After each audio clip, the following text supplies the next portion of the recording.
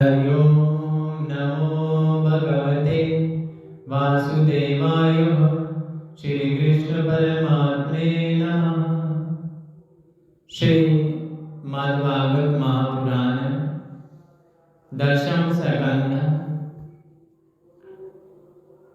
दशम स्कंद में सुदामा जी श्री कृष्ण के पास चने लेके आते हैं, साथ में चावल, और उनको देखकर, द्वार में खड़े हुए देखकर प्रभु जी दौड़े दौड़े जाते हैं और प्रभु दौड़कर जाते हैं, सभी ड्योढ़ियां लांघते हैं। ये सब देखकर भगवान के पुत्र आदि भी सभी गदगद हो गए। धीरे धीरे सुदामा को अंग में भरकर द्वारकाधीश आए और अपने अंतपुर दिव्य सोने के सिंहासन पर बैठाया। उनके चरणों में स्वयं प्रभु बैठ गए और स्वर्ण की जाली में भरकर रुक्मणी जी से जल लाई, मंगवाया और प्रभु जी ऐसे ही सुदामा के चरणों को धोने लगे। सुदामा कहने लगे, मित्र तुम ये क्या कर रहे हो कन्हैया, मेरे पांव को क्यों धो रहे हो? मेरे को बड़ा आश्चर्य लग रहा है। कृष्ण बोले, विप्र प्रसादा दारिणी दरो अहम विप्र प्रसादाद कमलावरो। विप्र प्रसादाद अजित जितो हम विप्र प्रसादाद मम राम नाम। आज मैं जो कुछ हूँ आप ब्राह्मणों के आशीर्वाद से हूँ, यही तो मेरे पास धन है। आपकी कृपा से ही सर्वस्व मुझे प्राप्त है। और स्वर्ण मंडित सिंहासन पर श्री सुदामा जी को विराजमान करके उनके चरण धोकर बोले, आपके इस चरणामृत से आज मैं द्वारिका पावन कर दूंगा। आज मेरी द्वारिका पावन हो जाएगी, पवित्र हो जाएगी। चरणों को धोकर पूरे महल में प्रभु ने वो चरणों के नीचे वाला जल छिड़का और रुक्मणी जी पीछे खड़ी होकर सुदामा को पंखा जोड़ रही। आचार्य सुखदेव जी कहते हैं,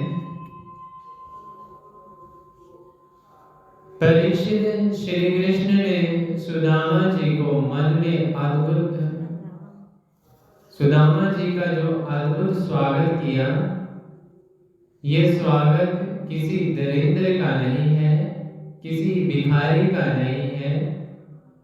स्वागत है सुदामा के जीवन में त्याग का। तत्व थे उनके अंदर। यदि त्याग ना होता तो इतना स्वागत प्रभु नहीं करते। रुक्मिणी जी पंखा जोड़ने लगी और मन में सोचने लगी, इस अवधूत निर्धन ब्राह्मण ने ऐसी कौन सी तप किया होगा, तपस्या की होगी, जरूर पिछले जन्म में कोई सत्य कर्म करके आया होगा। त्रिलोकी के गुरु मेरे पति लक्ष्मीपति साक्षात भगवान, जिनका इतना स्वागत करते हैं, वास्तव में इसने कोई बड़ा कर्म किया होगा, सत्कर्म।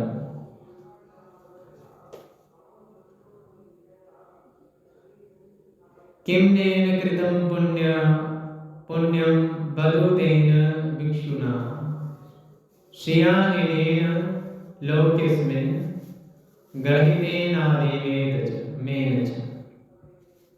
दीप से नैवेद्य से सुदामा का स्वागत किया। भगवान की सब पत्नियां आकर बैठी हैं।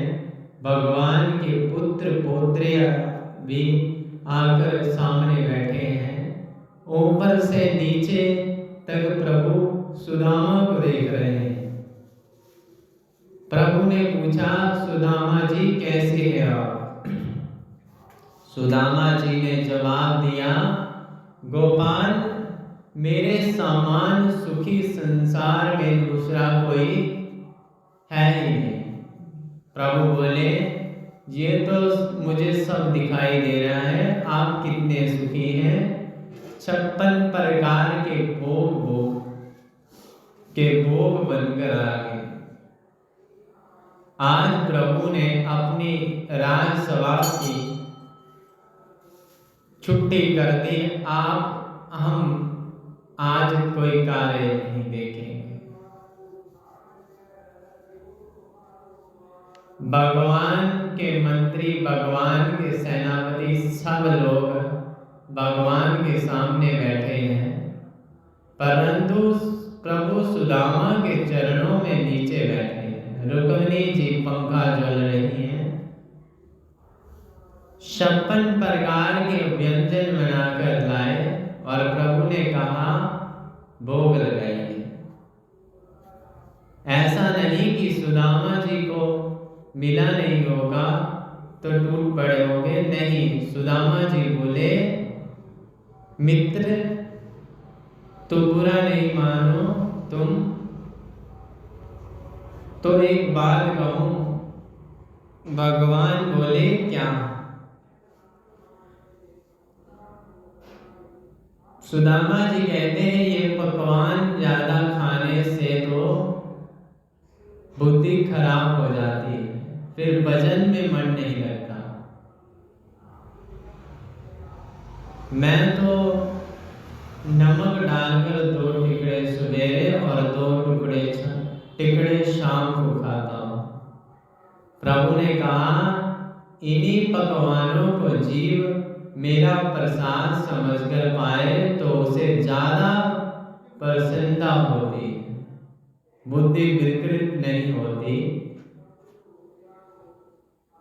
और विकृत नहीं होती अर्थात संवरती। मित्र, सुदामा कहते हैं, मित्र, ऐसी बात है तो दोनों संग संग भोजन करेंगे। आचार्य सुखदेव जी महाराज कहते हैं, परीक्षित, दोनों मित्रों के वेश में कितना अंतर।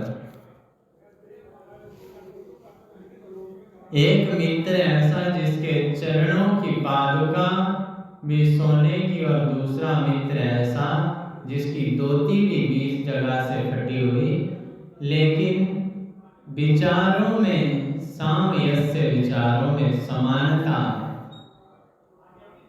दोनों के लिए 2 थाली बनकर आई है, एक साथ में दोनों प्रेम से भोग पा रहे हैं। अब जब बचपन के मित्र मिलते हैं तो आंखें नम हो जाती हैं, लेकिन बचपन की चपल लीलाओं का वे स्मरण करते हैं, हंसते हुए मुस्कुराते हैं। भोजन आदि से निवृत्त होकर कृष्ण ने अपनी 16,108 पत्नियां जो सामने बैठी हैं उनको इशारा करो किया, चलो प्रणाम करो। अब एक एक पत्नी सुदामा को प्रणाम करने आ रही। सबसे पहले रुक्मिणी जी आई और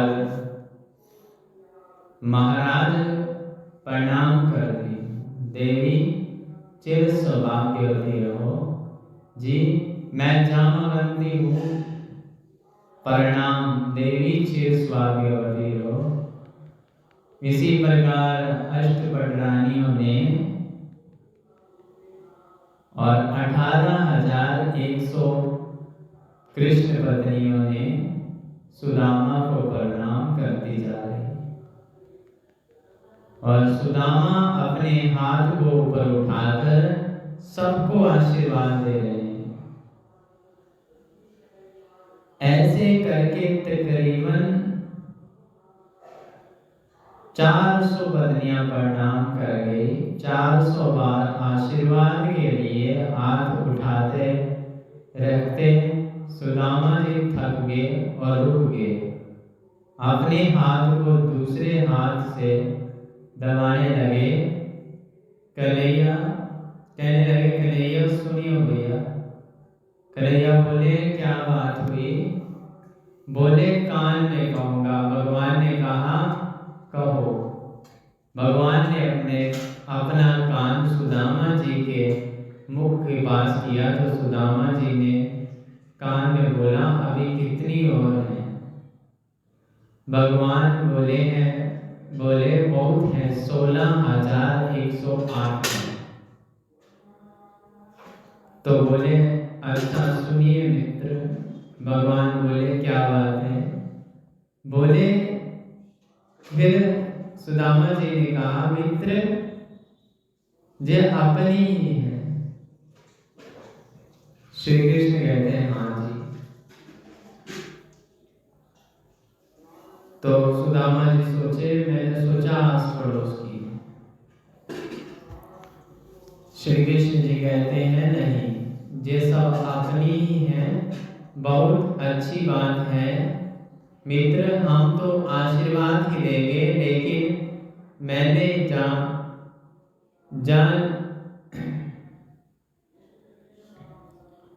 मेरा हाथ थक गया है।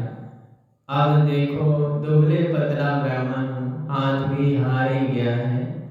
कन्हैया ये एक एक करके प्रणाम करने आएगी तो सप्ताह भर प्रणाम ही होता रहेगा,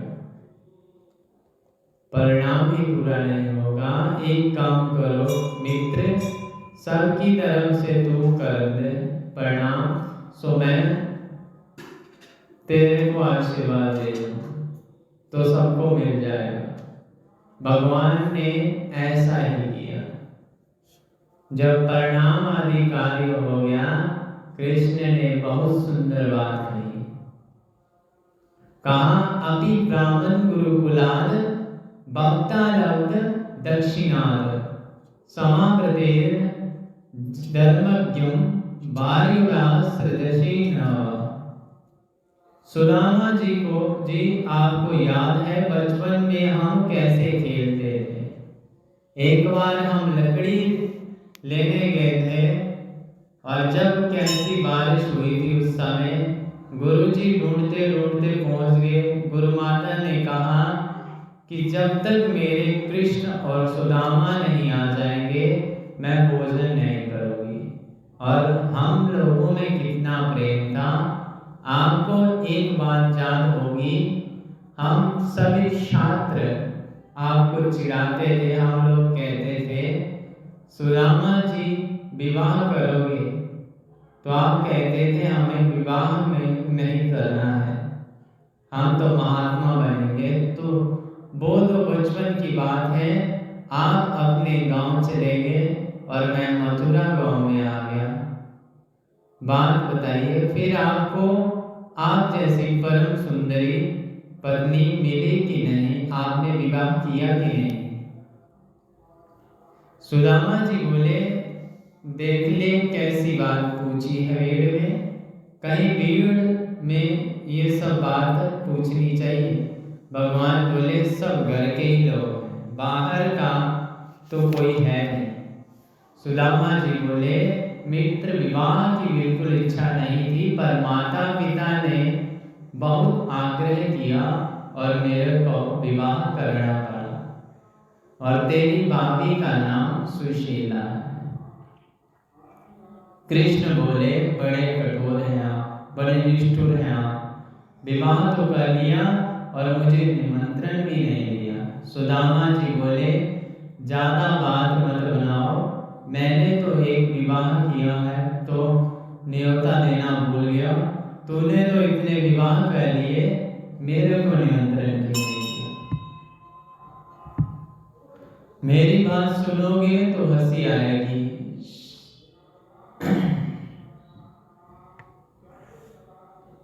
सुदामा जी बोले तो सब ऐसे ही आ गए। श्री कृष्ण बोले नहीं, विवाह तो मैंने बाद में तो विवाह ढंग से हुआ, लेकिन हुआ ऐसे ही था। मैंने विवाह की बात क्यों पूछी सुदामा, जानते हो मेरे को क्या मालूम। सुदामा कहते मेरे को क्या मालूम, तूने पूछी है मैंने बता दी। कन्हैया बोले घर में यदि आप अकेले होते तो पूछना व्यर्थ था, लेकिन जब आपका विवाह हो गया और मेरी भाभी जी घर पर हैं तो भाभी जी ने मेरे लिए क्या भेजा। संकोच के मारे सुदामा का सिर झुक गया। अब कैसे बताऊं, श्री कृष्ण तो मेरा परम कृपालु है, पर इसकी जितनी पत्नियां हैं वह बड़े बड़े राजगर की बेटियां हैं। इनके बीच में मैं फटी हुई पोटली को कैसे दिखाऊं, जे चावल की पोटली कैसे दिखाऊं, सब क्या कहेंगे, देखो कैसा मित्र है, चावल बांध के ले आया है। लेकिन सुदामा तो परम पवित्र संत हैं, झूठ नहीं बोलते। झूठ कैसे बोले कि भाभी जी ने कुछ भेजा नहीं। उन्होंने कहा, सुदामा जी ने सोचा कि सब पत्नियां कृष्ण की जब अपने अपने महल में चली जाएंगी तो पोटली दिखा दूंगा, तब तक कुछ नहीं बताऊंगा। सुदामा जी बोले अच्छा मित्र, तुमको याद है हम बचपन में कैसे पढ़ते थे, सामिया लाने के को का काम मिला था हमें। हवन के लिए जो सामग्री चाहिए होती थी वह हम ही इकट्ठे करते थे, और गुरुजी महाराज भी कहा करते थे कि मेरे शिष्यों मैं सुदामा बड़ा तेजस्वी है, कृष्ण सबसे बड़ा खुद में है। और ये गुरुदेव कहते थे, पर मित्र तुमने तो हमसे पहले ही विद्या पूरी कर ली। कन्हैया बोले बात मत बदलो, ये बताओ भाभी ने क्या भेजा है। सुदामा जी सोचे जे भूलेंगे नहीं, तो विशेषता यही विशेषता है कि बात के पीछे पड़ जाए फिर नहीं भूलेंगे।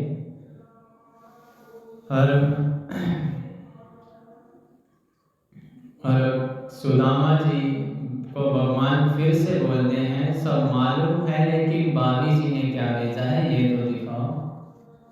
सुदामा जी और टालते हैं और बोले द्वारिका नाथ जी महाराज बचपन में गोकुल की गलियों में नंगे ही फिरा करते थे, मालूम है ये काम क्या करते थे। जब गलियों में गोपियां निकलती थी तब जो उनकी मटकी तोड़ दिया करते थे, और लेकिन जो बोलते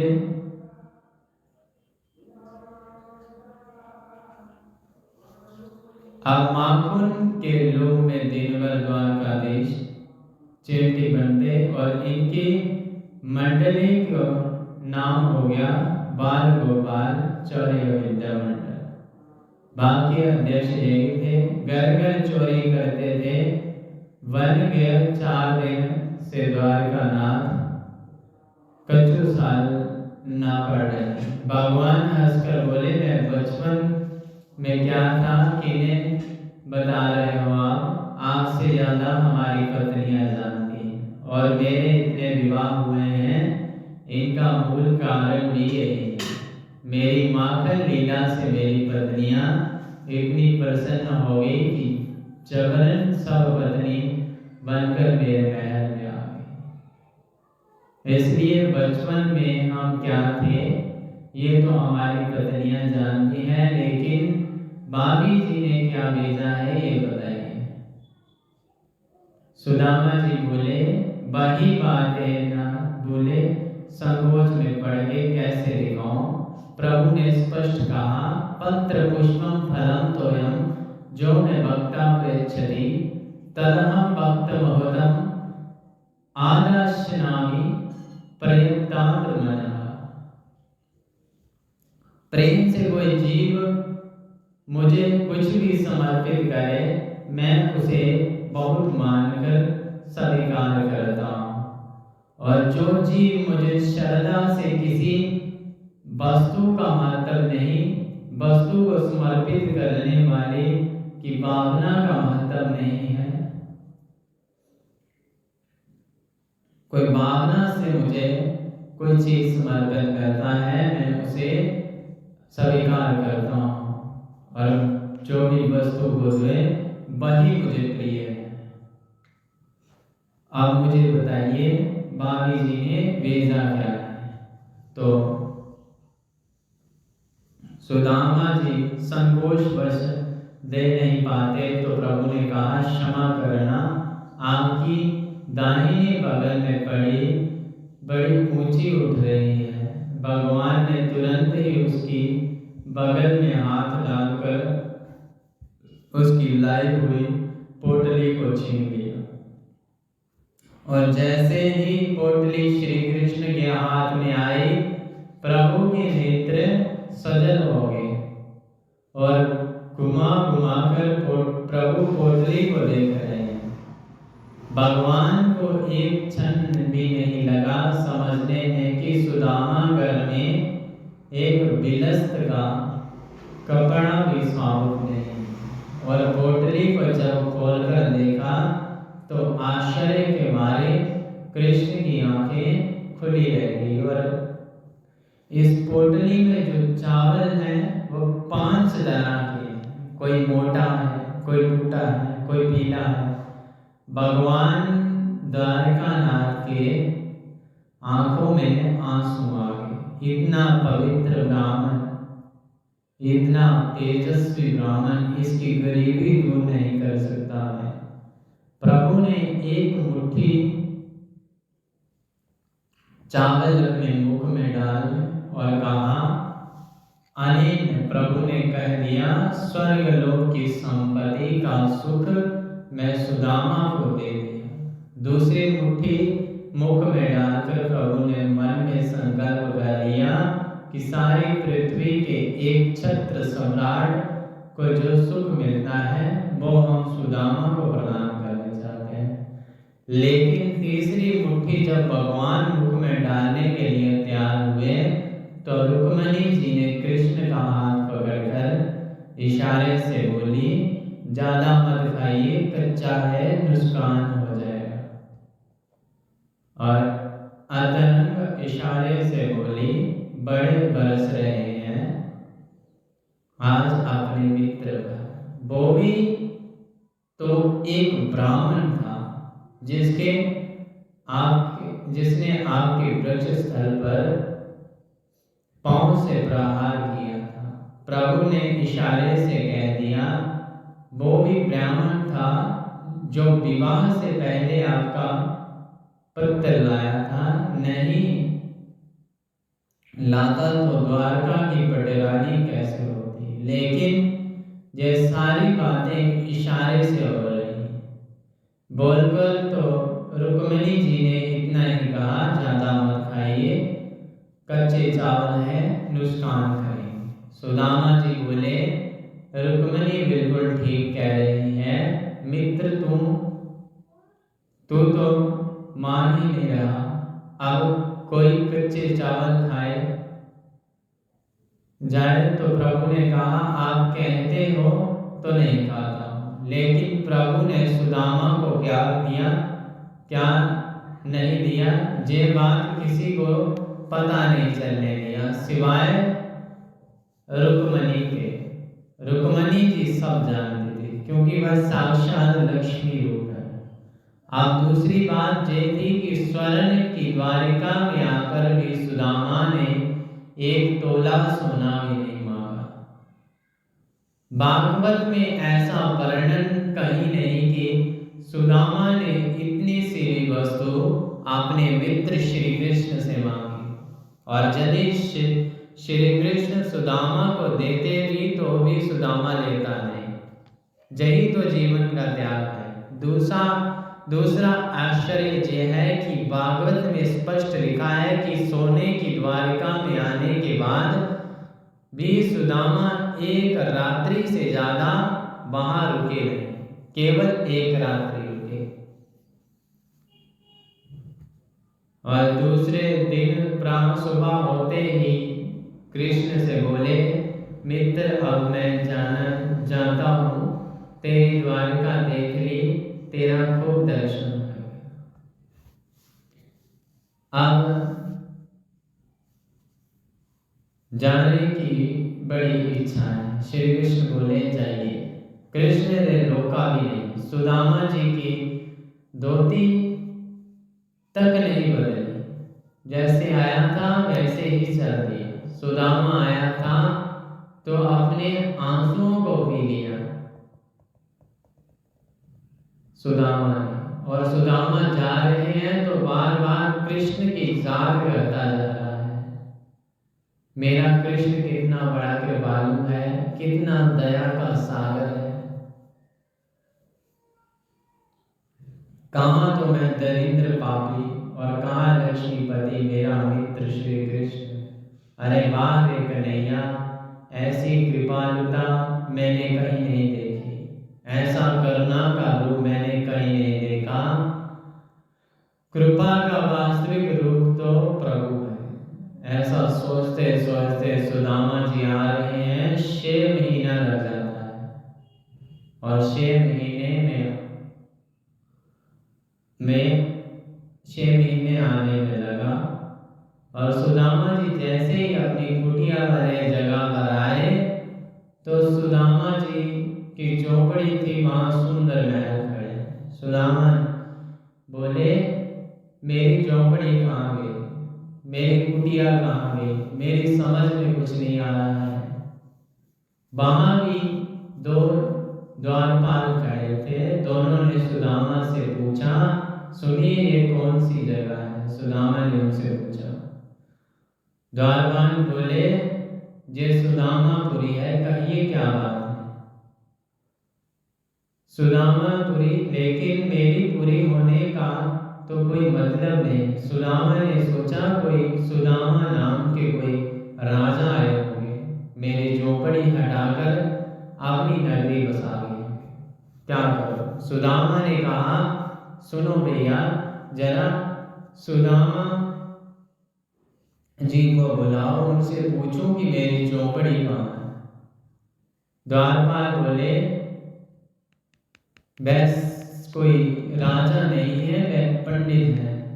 और सुदामा ने कहा, पंडित जी तो मैं ही हूँ, लेकिन मेरी इस प्रकार की नगरी होने का मतलब नहीं, कोई मतलब ही नहीं। फिर सोचा एक नाम के 2 पंडित भी हो सकते हैं। जय सुदामा पंडित जी कोई अमीर होंगे, मेरी झोपड़ी में आकर अपना महल बना गए। तो सुदामा जी बोलते हैं, अच्छा भैया, आपने सुदामा पंडित जी को बुलाओ, मैं उनसे पूछूं तो सही कि मेरी झोपड़ी कहाँ गई।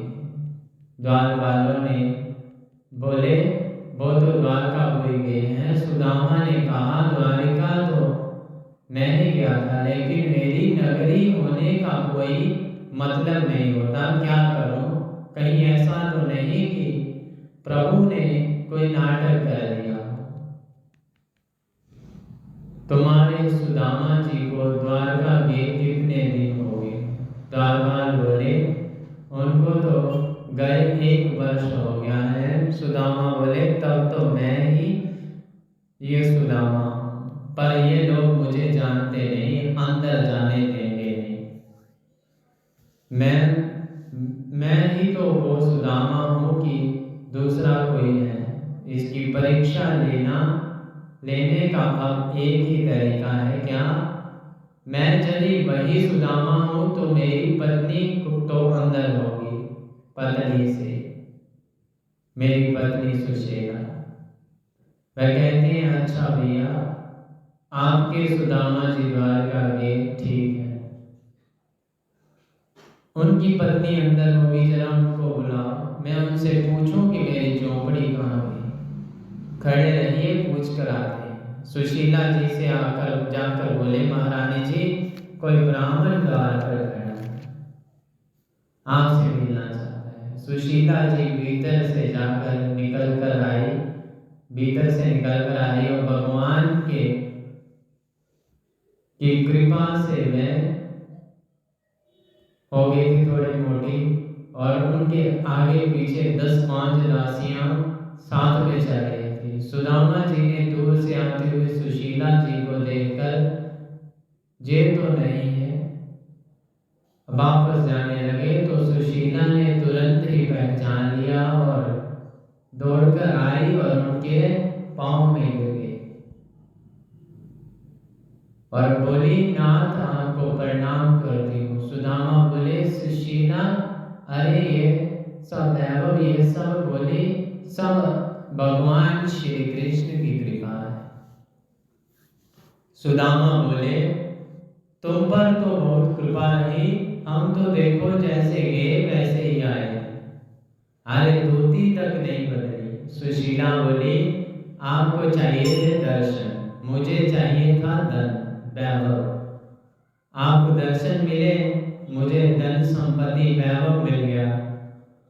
सुदामा ने कहा, तुम परेशान भी करती थी, द्वारिका जाओ और द्वारिका जाओ, आठों जाम जली रटती रहती थी, आठों पैर।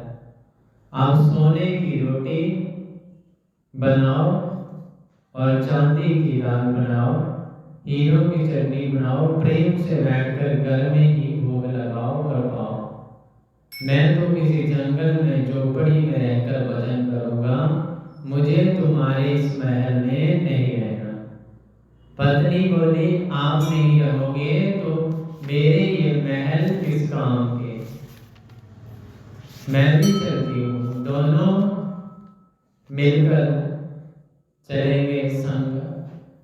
और तो भीतर से आवाज आई, सुदामा जी। सुदामा ने पीछे मुड़कर देखा तो टेढ़ी टांग वाला बैठा है, कन्हैया भीतर बैठे हैं। और सुदामा बोले, अरे मित्र, ये सब वैभव मेरे को क्यों दिए तुमने? मैं तो पहले ही बहुत बड़ा धनवान था, सर्व संपन्न था। विपत्ति को विपत्ति नहीं कहते और संपत्ति को संपत्ति नहीं कहते। गोविंद को भूल जाना ये सबसे बड़ी विपत्ति है, और गोविंद को याद बनी रहना ये सबसे बड़ी संपत्ति है। भगवान ने कहा, ये वैभव मैंने दिया है, इसे मेरा प्रसाद समझकर भोगिए। ये वैभव आपको कभी अभिमान नहीं होने देगा। बोले, मित्र तुम्हारी ये कृपा की आदत नहीं होती ना तो फिर सब काम एक गड़बड़ हो जाता। ये कृपा की आदत से ही तो हम जैसा का उद्धार होता है। आप तो कृपा के सागर हैं। प्रभु ने कहा, मैंने जो आपके वैभव दिया है, इस वैभव के द्वारा प्रजा का कल्याण कीजिए, जनता के बारे में सोचिए, समाज में लोगों की मेरे प्रवृत्ति बढ़े, दान आदि कार्यों में धन लगे और आपका कल्याण होगा। यह कहकर द्वारकाधीश चले। अनंत वर्ष तक सुदामा ने तप किया, इतना वैभव पाकर भी उनके मन में जरा सा भी घमंड नहीं हुआ। अंत में प्रभु के नाम को प्राप्त किया। बोल सच्चे दरबार की जय, सच्चियों तो तुम्हारी माता तेरी सदा ही जय। बोलो श्री राम जय राम, जय जय राम। बोलो श्री राम जय राम, बोलो श्री राम जय राम, जय जय राम। बोलो श्री राम जय राम, बोलो श्री राम जय राम, जय जय राम। बोलो श्री राम, बोलो श्री राम जय राम, जय जय राम। बोलो श्री राम जय राम। श्री कृष्ण गोविंद हरे मुरारी, हे नाथ नारायण वासुदेवा। श्री कृष्ण गोविंद हरे मुरारी, हे नाथ नारायण वासुदेवा। हे नाथ नारायण वासुदेवा, हे नाथ नारायण वासुदेवा। श्री कृष्ण गोविंद हरे मुरारी, हे नाथ नारायण वासुदेवा। पितु मातु स्वामी सखा हमारे, पितु मातु स्वामी सखा हमारे। हे नाथ नारायण वासुदेवा। श्री कृष्ण गोविंद हरे मुरारी, हे नाथ नारायण वासुदेवा। श्रीमन्नारायण नारायण नारायण, लक्ष्मी नारायण नारायण नारायण। श्रीमन्नारायण नारायण नारायण, श्रीमन्नारायण नारायण नारायण। लक्ष्मी नारायण नारायण नारायण। स्वामी नारायण नारायण नारायण, लक्ष्मी नारायण नारायण नारायण। श्री कृष्ण गोविंद हरे मुरारी, हे नाथ नारायण वासुदेवा। श्री कृष्ण गोविंद हरे मुरारी, हे नाथ नारायण वासुदेवा। तू है प्रभु मैं तेरा पुजारी, हे नाथ नारायण वासुदेवा। श्री कृष्ण गोविंद हरे मुरारी, हे नाथ नारायण वासुदेवा। बोल सच्चे